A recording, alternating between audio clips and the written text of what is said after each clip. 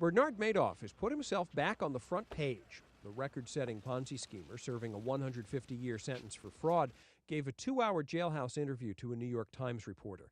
Madoff said the banks and big hedge funds he worked with had to know what he was up to. The evidence was there in the discrepancies between what he told federal regulators and what he told the banks. It's nothing new, says attorney Brad Friedman, who represents more than 100 Madoff victims. We have been alleging for 2 years now in a variety of derivative litigations pending predominantly in New York State that the banks knew or should have known, and that other hedge funds, actually even more to the point, knew or should have known and had access to information. The Times isn't the only entity talking to Madoff. Irving Picard, the bankruptcy trustee charged with getting victims' money back, has interviewed him as well. And Bradley Simon, a former federal prosecutor now in private practice, says the federal government ought to visit Madoff too. The government, if the Justice Department, if they weren't so concerned about public relations and so afraid to be perceived of giving him a deal, they ought to be using him too to make cases. So far, cases have been made against only a handful of former Madoff associates.